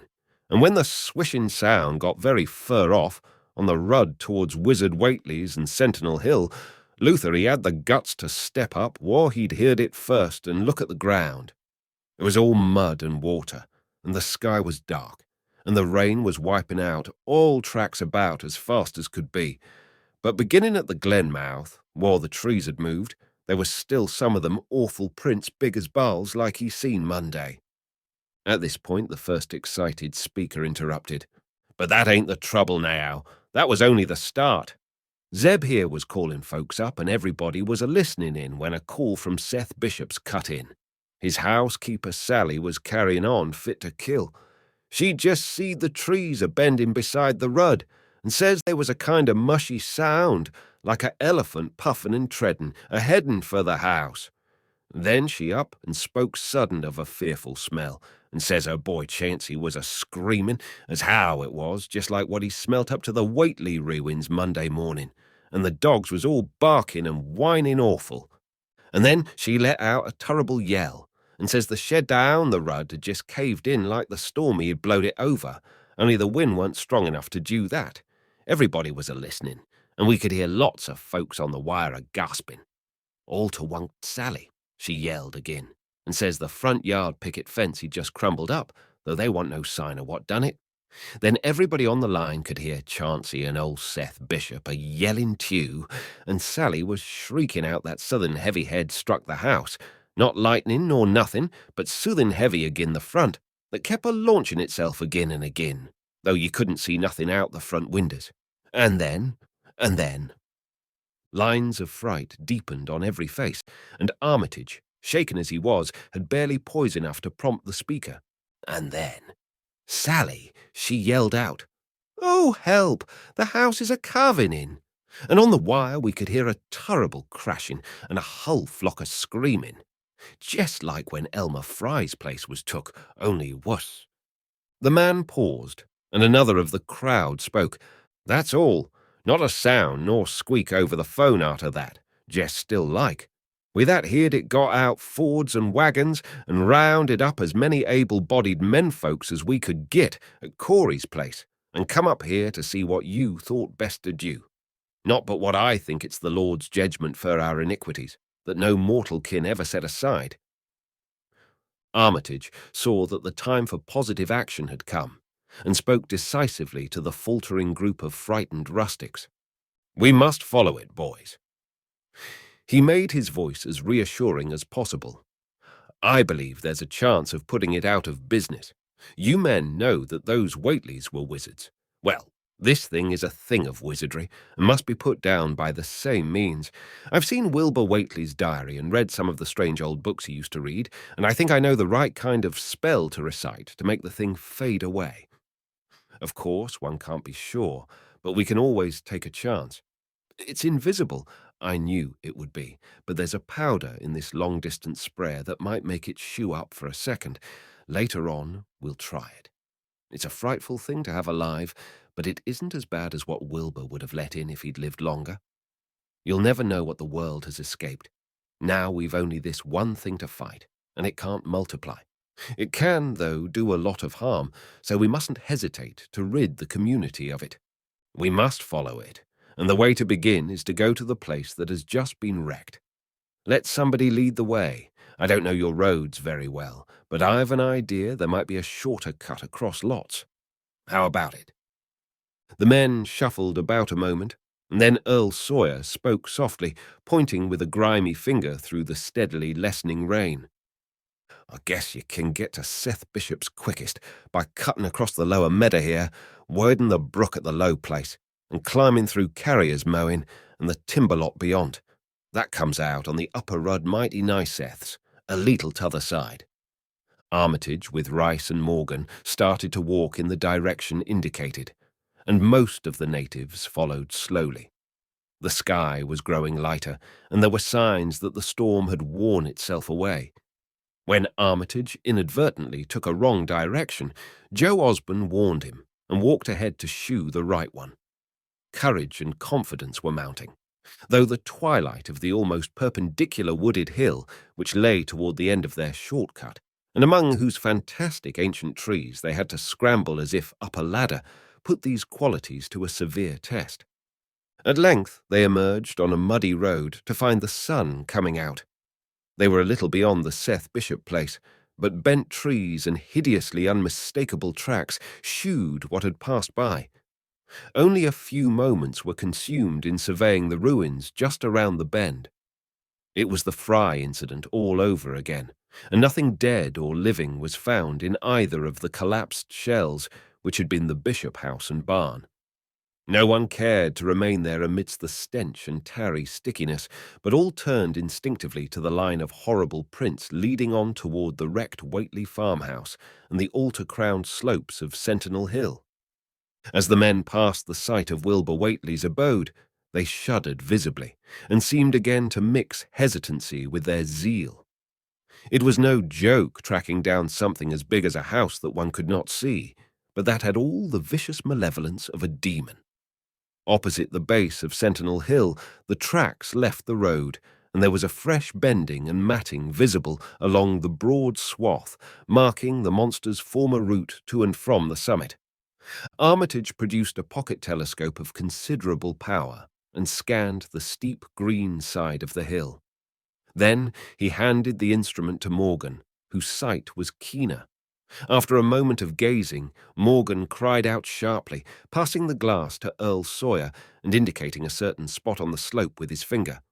Sawyer, as clumsy as most non-users of optical devices are, fumbled a while, but eventually focused the lenses with Armitage's aid. When he did so, his cry was less restrained than Morgan's had been. "God almighty, the grass and bushes is a-moving. It's a-going up, slow-like, creeping up to the top this minute. Heaven only knows what fur." Then the germ of panic seemed to spread among the seekers. It was one thing to chase the nameless entity, but quite another to find it. Spells might be all right, but suppose they weren't. Voices began questioning Armitage about what he knew of the thing, and no reply seemed quite to satisfy. Everyone seemed to feel himself in close proximity to phases of nature and of being utterly forbidden, and wholly outside the sane experience of mankind. Chapter 10.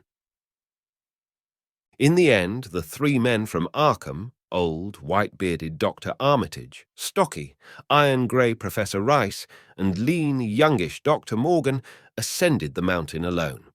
After much patient instruction regarding its focusing and use, they left the telescope with the frightened group that remained in the road, and as they climbed, they were watched closely by those among whom the glass was passed around. It was hard going, and Armitage had to be helped more than once. High above the toiling group, the great swath trembled as its hellish maker repassed with snail-like deliberateness. Then it was obvious that the pursuers were gaining. Curtis Whately, of the undecayed branch, was holding the telescope when the Arkham party detoured radically from the swath. He told the crowd that the men were evidently trying to get to a subordinate peak, which overlooked the swath at a point considerably ahead of where the shrubbery was now bending. This, indeed, proved to be true, and the party were seen to gain the minor elevation only a short time after the invisible blasphemy had passed it. Then Wesley Corey, who had taken the glass, cried out that Armitage was adjusting the sprayer which Rice held, and that something must be about to happen. The crowd stirred uneasily, recalling that this sprayer was expected to give the unseen horror a moment of visibility. 2 or 3 men shut their eyes, but Curtis Whately snatched back the telescope and strained his vision to the utmost. He saw that Rice, from the party's point of vantage above and behind the entity, had an excellent chance of spreading the potent powder with marvelous effect. Those without the telescope saw only an instant's flash of grey cloud, a cloud about the size of a moderately large building, near the top of the mountain. Curtis, who had held the instrument, dropped it with a piercing shriek into the ankle-deep mud of the road.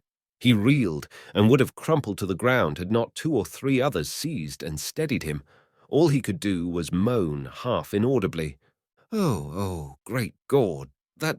There was a pandemonium of questioning, and only Henry Wheeler thought to rescue the fallen telescope and wipe it clean of mud. Curtis was past all coherence, and even isolated replies were almost too much for him. "Bigger'n a barn, all made of squirmin' ropes. Whole thing sorta shaped like a hen's egg, bigger'n anything, with dozens of legs like hogsheads that half shut up when they step. Nothing solid about it, all like jelly, and made of separate wriggling ropes pushed close together. Great bulging eyes all over it. 10 or 20 mouths or trunks are sticking out all along the sides, big as stovepipes, and all a-tossing and opening and shutting, all grey with kind of blue or purple rings, and gored in heaven, that half-face on top." This final memory, whatever it was, proved too much for poor Curtis, and he collapsed completely before he could say more. Fred Farr and Will Hutchins carried him to the roadside and laid him on the damp grass. Henry Wheeler, trembling, turned the rescued telescope on the mountain to see what he might. Through the lenses were discernible 3 tiny figures, apparently running toward the summit as fast as the steep incline allowed. Only these, nothing more. Then everyone noticed a strangely unseasonable noise in the deep valley behind, and even in the underbrush of Sentinel Hill itself. It was the piping of unnumbered whippoorwills, and in their shrill chorus there seemed to lurk a note of tense and evil expectancy. Earl Sawyer now took the telescope and reported the 3 figures as standing on the topmost ridge, virtually level with the altar stone, but at a considerable distance from it. One figure, he said, seemed to be raising its hands above its head at rhythmic intervals, and as Sawyer mentioned the circumstance, the crowd seemed to hear a faint, half-musical sound from the distance, as if a loud chant were accompanying the gestures. The weird silhouette on that remote peak must have been a spectacle of infinite grotesqueness and impressiveness, but no observer was in a mood for aesthetic appreciation. "I guess he's saying the spell," whispered Wheeler as he snatched back the telescope. The whippoorwills were piping wildly, and in a singularly curious, irregular rhythm, quite unlike that of the visible ritual. Suddenly the sunshine seemed to lessen without the intervention of any discernible cloud. It was a very peculiar phenomenon and was plainly marked by all. A rumbling sound seemed brewing beneath the hills, mixed strangely with a concordant rumbling, which clearly came from the sky. Lightning flashed aloft, and the wondering crowd looked in vain for the portents of storm. The chanting of the men from Arkham now became unmistakable, and Wheeler saw through the glass that they were all raising their arms in the rhythmic incantation. From some farmhouse far away came the frantic barking of dogs. The change in the quality of the daylight increased, and the crowd gazed about the horizon in wonder. A purplish darkness, born of nothing more than a spectral deepening of the sky's blue, pressed down upon the rumbling hills. Then the lightning flashed again, somewhat brighter than before, and the crowd fancied that it had shewed a certain mistiness around the altar stone on the distant height. No one, however, had been using the telescope at that instant. The whippoorwills continued their irregular pulsation, and the men of Dunwich braced themselves tensely against some imponderable menace with which the atmosphere seemed surcharged. Without warning came those deep, cracked, raucous vocal sounds which will never leave the memory of the stricken group who heard them. Not from any human throat were they born, for the organs of man can yield no such acoustic perversions.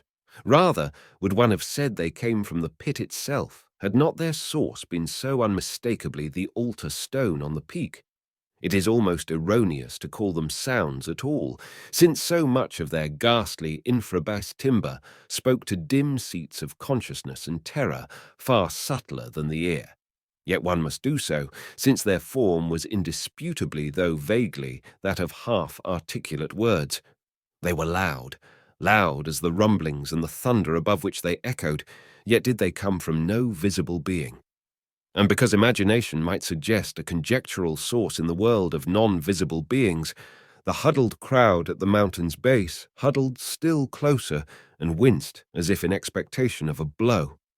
Ignai, Ignai, Thflothking ha, Yog Sothoth, rang the hideous croaking out of space. Yeb think? He na gwadlel? The speaking impulse seemed to falter here, as if some frightful psychic struggle were going on. Henry Wheeler strained his eye at the telescope, but saw only the three grotesquely silhouetted human figures on the peak, all moving their arms furiously in strange gestures as their incantation drew near its culmination. From what black wells of acherontic fear or feeling, from what unplumbed gulfs of extracosmic consciousness or obscure, long-latent heredity were those half-articulate thunder-croakings drawn? Presently they began to gather renewed force and coherence as they grew in stark, utter, ultimate frenzy. Yeah, yeah, yeah, yeah, ha, ha, ha. Yeah, yeah, yeah, here, here, help, help, father, father, Yog Sothoth. But that was all. The pallid group in the road, still reeling at the indisputably English syllables that had poured thickly and thunderously down from the frantic vacancy beside that shocking altar stone, were never to hear such syllables again. Instead, they jumped violently at the terrific report which seemed to rend the hills, the deafening cataclysmic peal whose source, be it inner earth or sky, no hearer was ever able to place. A single lightning bolt shot from the purple zenith to the altar stone, and a great tidal wave of viewless force and indescribable stench swept down from the hill to all the countryside. Trees, grass, and underbrush were whipped into a fury, and the frightened crowd at the mountain's base, weakened by the lethal footor that seemed about to asphyxiate them, were almost hurled off their feet. Dogs howled from the distance, green grass and foliage wilted to a curious, sickly yellow-grey, and over field and forest were scattered the bodies of dead whippoorwills. The stench left quickly, but the vegetation never came right again. To this day, there is something queer and unholy about the growths on and around that fearsome hill. Curtis Whately was only just regaining consciousness, when the Arkham men came slowly down the mountain in the beams of a sunlight once more brilliant and untainted. They were grave and quiet, and seemed shaken by memories and reflections even more terrible than those which had reduced the group of natives to a state of cowed quivering. In reply to a jumble of questions, they only shook their heads and reaffirmed one vital fact. "The thing has gone forever," Armitage said. "It has been split up into what it was originally made of and can never exist again.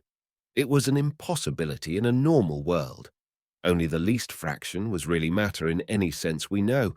It was like its father, and most of it has gone back to him in some vague realm or dimension outside our material universe, some vague abyss out of which only the most accursed rites of human blasphemy could ever have called him for a moment on the hills." There was a brief silence, and in that pause the scattered senses of poor Curtis Whately began to knit back into a sort of continuity, so that he put his hands to his head with a moan. Memory seemed to pick itself up where it had left off, and the horror of the sight that had prostrated him burst in upon him again.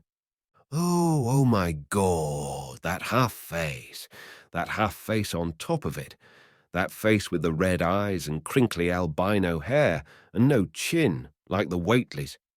It was a octopus, centipede, spider kind of thing, but there was a half-shaped man's face on top of it, and it looked like Wizard Whately's, only it was yards and yards across.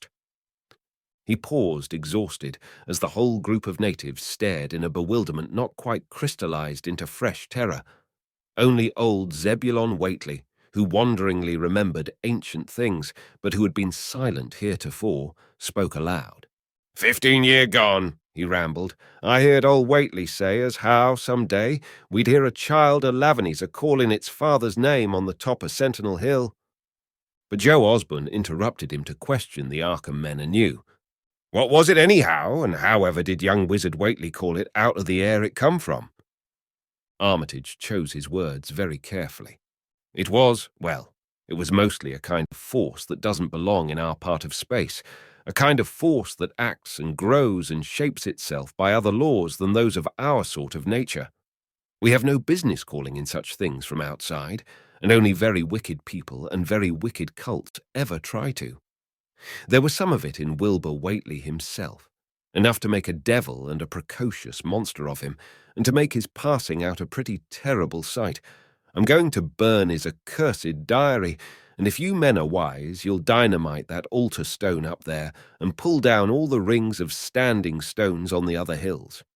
Things like that brought down the beings those Whateleys were so fond of, the beings they were going to let in tangibly to wipe out the human race and drag the earth off to some nameless place for some nameless purpose. But as to this thing, we've just sent back. The Whateleys raised it for a terrible part in the doings that were to come. It grew fast and big from the same reason that Wilbur grew fast and big, but it beat him because it had a greater share of the outsideness in it. You needn't ask how Wilbur called it out of the air. He didn't call it out. It was his twin brother, but it looked more like the father than he did. The end.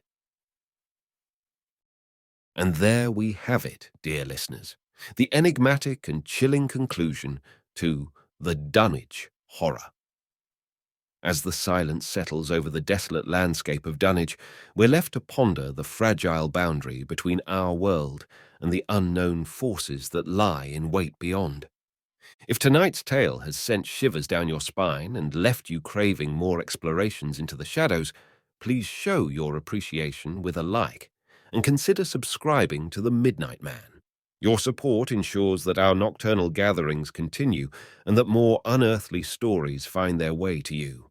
Until our paths cross again, in the dim light of another tale, I bid you a calm and untroubled good night. May your dreams be free from the haunting whispers of the cosmic unknown. Good night.